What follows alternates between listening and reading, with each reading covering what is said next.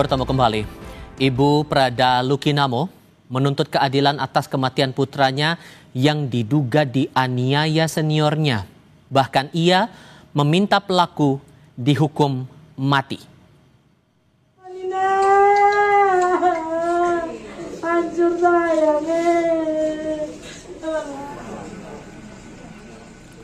Menurut ibu dari almarhum Prada Lukinamo, anaknya sudah 8 kali mengikuti tes menjadi anggota TNI dan tahun ini akhirnya lolos menjadi anggota TNI dan baru bertugas selama 2 bulan.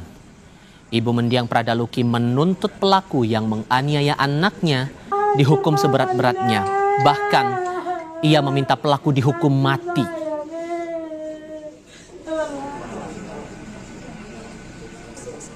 Saya seorang ibu, saya minta keadilan. Saya anak sudah mati sia-sia. Mati di medan perang saya terima. Itu tugas dia, bela negara, bela bangsa. Ini mati sia-sia di tangan senior. Proses mereka pecat. Bila perlu hukuman mati. Yang Mama dapat info.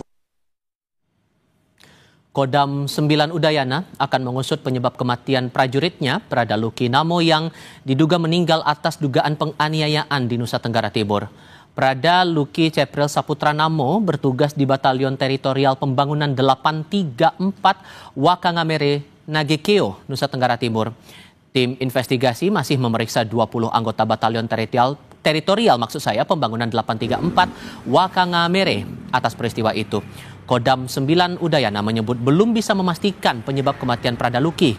Namun polisi militer sudah menahan 4 prajurit dan kini berada di ruang tahanan sub Detasemen Polisi Militer Kupang. Kita tidak bisa jawab kalau ini penganiayaan tidak. Alasannya ada?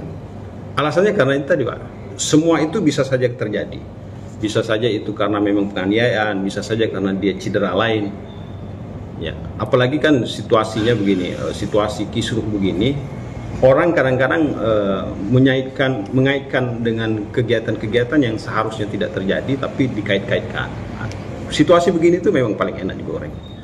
Kenapa dia diperiksa dan perannya apa? Karena mereka bisa saja dipanggil untuk menguatkan keterangan-keterangan yang ada.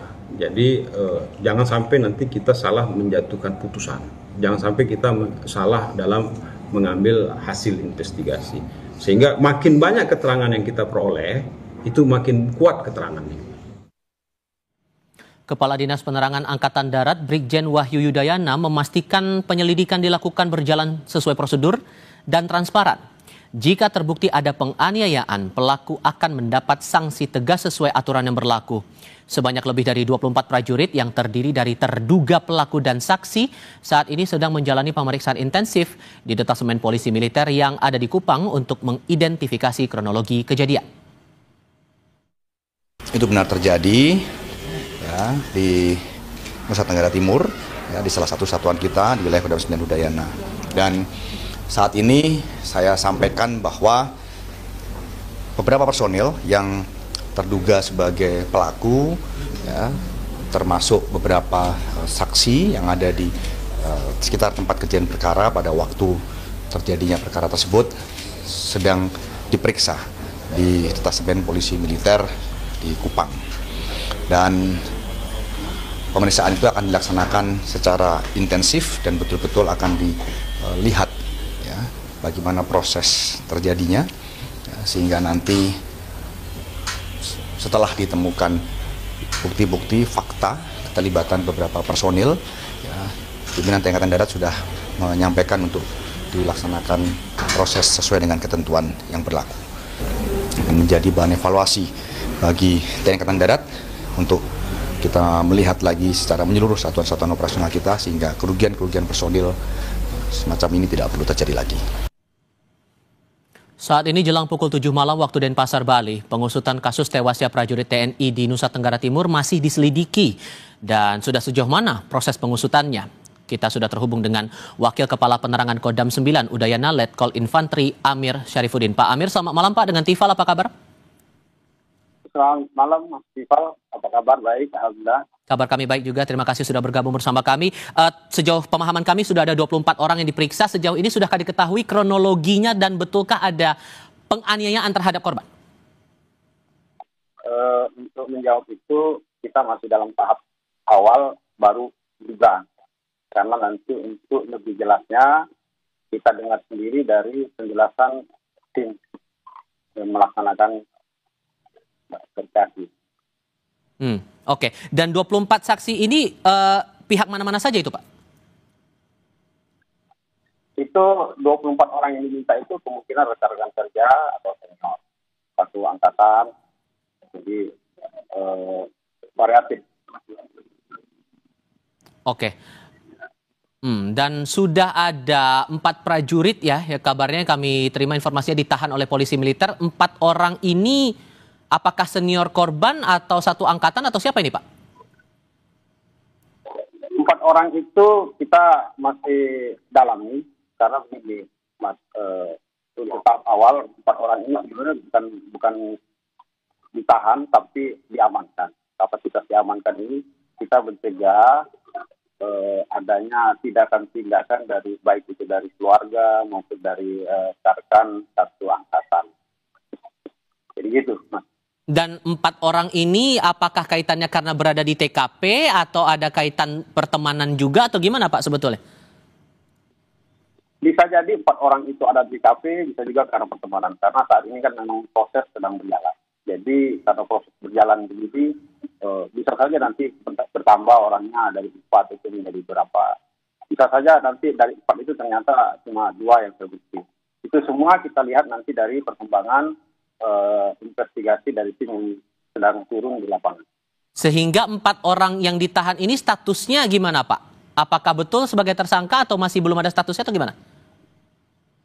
Dia masih statusnya kita minta keterangan. Kita amankan saja karena kita antisipasi hal-hal yang tidak kita inginkan. Oke. Sudahkah diketahui motifnya, Pak, sejauh ini dari pemeriksaan kepada 24 orang itu? Sementara belum. Kita masih terus kita dalami, kita berikan kepercayaan kepada tim investigasi, kita berikan dia waktu, kita berikan dia peluang, kita percaya sama mereka bahwa mereka bisa bekerja secara profesional. Adakah hambatan tertentu, Pak? Karena kalau melihat jumlah saksi sebanyak itu, harusnya mungkin sudah ada gambaran terang begitu. Apakah ada tantangan di sini dalam pengusutan kasusnya? Ya, kalau untuk sementara karena satuan ini kan jauh jaraknya dari Kupang, sehingga harus tim investigasi itu harus ke lokasi. Jadi banyak faktor yang bisa menyebabkan itu agak terhambat. Termasuk misalnya ada keterangan-keterangan yang menguatkan atau keterangan-keterangan yang mendukung. Itu kita harus cari. Oke. Sehingga kita nanti dapat keterangan secara valid. Terakhir singkat saja, Pak, dari orang tua korban sudahkah dimintai juga keterangannya?